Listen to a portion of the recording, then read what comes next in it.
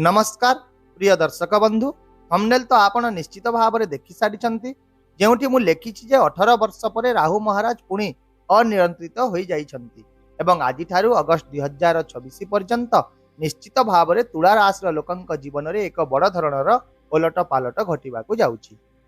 कारण राहुंकर स्वभाव बहुत आकर्षणीय एवं रहस्यमय होता है। यही ग्रह निजे मध्य अत्यंत रहस्यमय एवं ये से ही राहु महाराज जहां कि कलिजुगर राजा बोली मध्य कह जाए। कारण जेतेबेले से देई थांती से जने व्यक्ति को भूमि रु आकाश को नहीं जाई थांती एवं जेतेबेले से नहीं थांती से व्यक्ति को पुनर्बार पृथ्वी को फेराई आनी थांती। तेणु जदि आपण राहुर चाल को बुझीजिबे तेबे यही राहु ही आज ठारू आसंता अगस्ट 2026 पर्यंत आपणक पई आश्चर्यजनक सफलता उल्लेखनीय परिवर्तन एवं जीवन में उल्लेखनीय प्रगति आनिबा को जाउछंती। तेबे राहु महाराज वर्तमान समय रे केउठी गोचर करूछंती ताहा जानिबा आपणक पई निहाती जरूरी एवं ता सहित तांकर स्थिति किपरि रहिछि तांकर प्रभाव किपरि रहिछि से विषय रे मध्य आपण निश्चित भाव रे जानिबा कथा।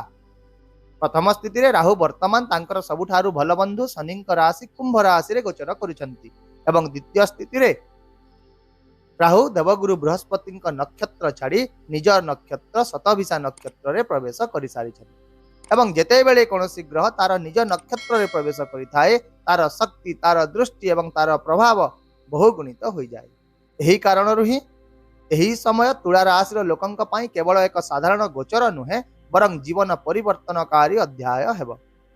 यह सहित आउ मध्य सबुठारु गुरुत्वपूर्ण कथाटी हेउची एया जे राहु आपणकर पंचम घरे वर्तमान गोचर करिसंती। पंचम घर हेउची हठात लाभ संतान शिक्षा बुद्धि चतुरता पेट एवं सृजनशीलतार स्थान।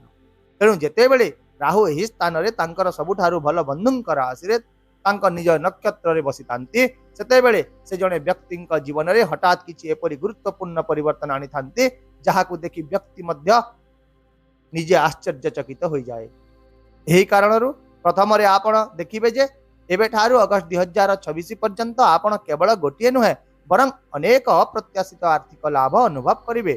हठात किछि पुराना अटकी रहितिबा टंका फेरी आसी पारे, हठात आपण किछि अप्रत्याशित लाभ पाई पारंती अथवा व्यवसाय रे मध्य हठात वृद्धि देखा देई पारे एवं राहु निजे ए सब कराइबा को जाउछन्ती। एहा छडा जदि आपण जने विद्यार्थी अटंती तेबे एही समय सफलता पाई एक प्रमुख पदक्षेप प्रमाणित हेब। आपणकर बुद्धि एते तीक्ष्ण होई जिवो जे आपण जे कोनोसी प्रतियोगितामूलक परीक्षा रे कृतकार्य हेबे। आउ मध्य जदि आपण निज पिला मानक विषय रे चिंतित अछंती समानकर भविष्यत को नै कैरियर को नै किंबा समानकर अन्य जे कोनोसी समस्या को नै मध्य तेबे राहु से सब को दूर करिवारे आपण को सहायता करिवे। किंतु मु जेपरि सब समय रे कहिता है सब वीडियो रे कहिता है राहु केबे भी 100% सठिक फलाफल दियंती नाही। तेणु एठी मध्य एही पंचम घरे थिबा सत्वे मध्य राहु आपणक भितरे अत्यधिक आत्मविश्वास सृष्टि करिवे। केवल कॉन्फिडेंस तो बहुत भल किंतु जेतेबेले एहा ओवर कॉन्फिडेंस पलटि जाए सेतेबेले आपण निश्चित भाव रे भूल निष्पत्ति नै थांती। तेणु एही समय रे जदि आपण stock market crypto currency lottery किंबा सट्टा सहित जड़ित जे कोनोसी प्रयास रे श्रृंखला बजाय रखिबे तेबे एही समय आपण को अविश्वसनीय लाभ आनी देबो। किंतु जदि आपण लोभ किंबा शॉर्टकट नबा सहित जड़ित हेबे तेबे एही समान राहु ही आपणकर लाभ गुडी को क्षति रे परिणत करि देबो एवं आपण जानि परिबे नाही जे आपण केउठारे भूल करिथंती। आउ मध्य एही समय रे आपणक जीवन रे एपरि जने व्यक्तिंक प्रवेश होई पारे जे आपणक आपणक लक्ष्य रु विचलित करि पारंती मानसिक चाप सृष्टि करि पारंती किंबा आपणक प्रगति रे बाधा मध्य सृष्टि करि पारंती। तेणु प्रत्येक पदक्षेप रे आगकु बढ़िबा पूर्व जे कोनोसी बंधुता किंबा आकर्षण को सतर्कतार सहित मूल्यांकन करंतु। एबे आसंतु राहुंकर दृष्टि गुड़िक विषय रे आलोचना करिबा। कारण राहुंकर दृष्टि गुड़िक बुझिबा एथि पई अत्यंत गुरुत्वपूर्ण जे एही दृष्टि गुड़िक ही एही समय रे आपणक जीवन रे गुरुत्वपूर्ण परिवर्तन आनिबो। तेबे शनिंक परि राहुंकर मध्य तीनोटी दृष्टि रहिता है पंचम सप्तम एवं नवम दृष्टि। प्रथम रे राहुंकर पंचम दृष्टि आपणक नवम घर अर्थात भाग्य घर ऊपर पड़ुछि एवं एही दृष्टि आपणक आपणक भाग्य पई खोला रास्ता प्रदान करूछि। तेणु एही समय रे आपण अनुभव करिवे जे भाग्य आपणक सपक्ष रे रहिछि सुजोग गुड़िक स्वयं चालित भाव रे आसुछि विदेश यात्रार सुजोग सृष्टि हेउछि एवं आपणको किछि नूतन शिखिबार सुजोग मध्य मिलुछि। ଏହା ଛଡ଼ା ଯଦି ଆପଣ ବିଦେଶରେ ବସବାସ କରିବାକୁ ଚାହୁଁଛନ୍ତି, କୌଣସି ପାଠ୍ୟକ୍ରମ ପଢ଼ିବାକୁ ଚାହୁଁଛନ୍ତି କିମ୍ବା ବିଦେଶରୁ ସୁଯୋଗ ପାଇବାକୁ ଚାହୁଁଛନ୍ତି, ତେବେ ଏହି ସମୟ ଏହି ସମସ୍ତ କାର୍ଯ୍ୟ ପାଇଁ ନିଶ୍ଚିତ ଭାବରେ ଅନୁକୂଳ ରହିବ। ତଥାପି ମଧ୍ୟ ଏହି ସମୟରେ ଆପଣଙ୍କୁ ନିଜ ପିତାଙ୍କ ସ୍ୱାସ୍ଥ୍ୟର ଯତ୍ନ ନେବାକୁ ପଡ଼ିବ ଏବଂ ଧାର୍ମିକ କାର୍ଯ୍ୟକଳାପରେ ନିଜକୁ ଜଡ଼ିତ ରଖିବାକୁ ପଡ଼ିବ। କାରଣ ରାହୁ ଏହି ସମୟରେ ସଦାସର୍ବଦା ଲୋକମାନଙ୍କୁ ମୁଖ୍ୟତଃ ଧାର୍ମିକ କାର୍ଯ୍ୟକଳାପରୁ ଦୂରେଇ ରଖିବାକୁ ଚେଷ୍ଟା କରିବେ।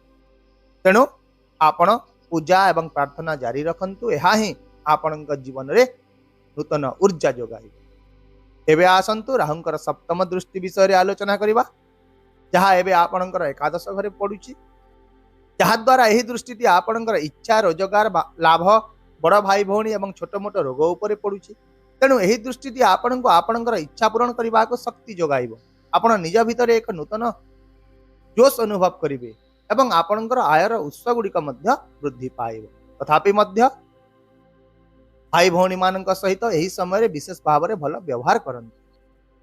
ଏବେ ଆସନ୍ତୁ ଜାଣିବା ରାହୁର ତୃତୀୟ ଦୃଷ୍ଟି, ନବମ ଦୃଷ୍ଟି ବିଷୟରେ, ଯାହାକି ଏହି ସମୟରେ ଆପଣଙ୍କର ଲଗ୍ନ ଉପରେ ରହିଛି ଏବଂ ଲଗ୍ନ ହେଉଛି ଆପଣଙ୍କର ବ୍ୟକ୍ତିତ୍ୱ, ଆପଣଙ୍କର ଚିନ୍ତାଧାରା, ଆପଣଙ୍କର ଚରିତ୍ର, ଆପଣଙ୍କ ଆଚରଣ ଏବଂ ଆପଣଙ୍କର ନିଷ୍ପତ୍ତି ନେବାର କ୍ଷମତା।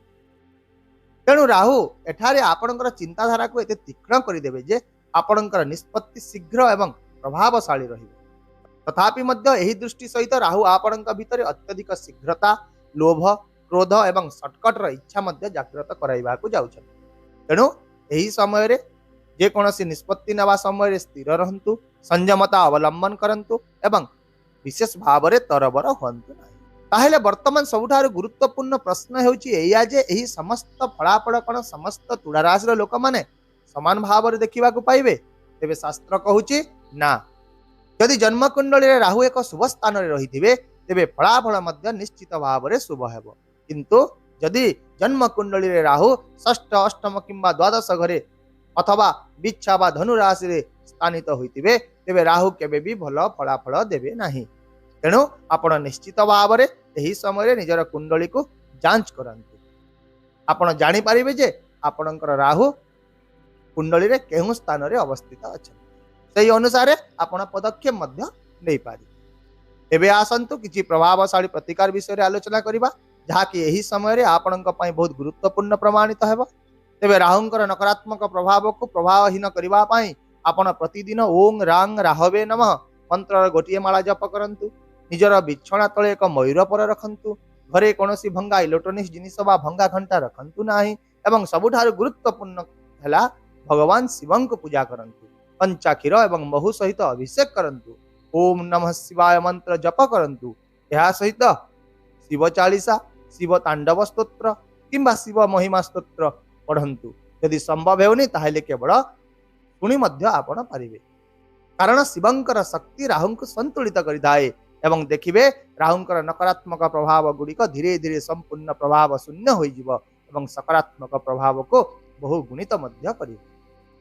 ତାହେଲେ ପ୍ରିୟ ଦର୍ଶକ ବନ୍ଧୁ, ସାମଗ୍ରିକ ଭାବରେ ବର୍ତ୍ତମାନ ଠାରୁ ଅଗଷ୍ଟ 2026 ପର୍ଯ୍ୟନ୍ତ ସମୟ ଆପଣଙ୍କ ପାଇଁ ଅତ୍ୟନ୍ତ ପରିବର୍ତ୍ତନକାରୀ ହେବାକୁ ଯାଉଛି। ତେଣୁ ଯଦି ଆପଣ ଏହି ରାହୁଙ୍କର ଚାଲକୁ ଚିହ୍ନିଗଲେ, ବୁଝିଗଲେ ଏବଂ ସଠିକ ଭାବରେ ପରିଚାଳିତ କରିପାରିଲେ ତେବେ ଏହି ସମୟ ଆପଣଙ୍କ ଜୀବନରେ ଏକ ଗୁରୁତ୍ୱପୂର୍ଣ୍ଣ ସକାରାତ୍ମକ ପରିବର୍ତ୍ତନ ନିଶ୍ଚିତ ଭାବରେ ଆଣିବ। ଆଶା କରୁଛି ମୋ ଦ୍ୱାରା ଦିଆଯାଇଥିବା ଏହି ସୂଚନା ନିଶ୍ଚିତ ଭାବରେ ଆପଣଙ୍କ ଜୀବନରେ ସ୍ପଷ୍ଟତା, ଦିଗଦର୍ଶନ ଏବଂ ଏକ ନୂତନ ଆଶା ଆଣିଦେବ। ଯଦି ଭିଡ଼ିଓଟି ଭଲ ଲାଗିଲା ତେବେ ଲାଇକ୍ କରନ୍ତୁ, କମେଣ୍ଟ କରନ୍ତୁ ଏବଂ ଆପଣ ଯଦି ଚ୍ୟାନେଲକୁ ଏପର୍ଯ୍ୟନ୍ତ ସବସ୍କ୍ରାଇବ୍ କରିନାହାନ୍ତି ତେବେ ଦୟାକରି ସବସ୍କ୍ରାଇବ୍ ମଧ୍ୟ କରିଦିଅନ୍ତୁ। ଆସନ୍ତାକାଲି ପୁଣି ଦେଖା ହେବା ଆଉ ଏକ ନୂତନ ସୂଚନା ଭିଡ଼ିଓ ସହିତ। ସେ ପର୍ଯ୍ୟନ୍ତ ମୋତେ ବିଦାୟ ଦିଅନ୍ତୁ। ରହୁଛି। ନମସ୍କାର। ଜୟ ଜଗନ୍ନାଥ।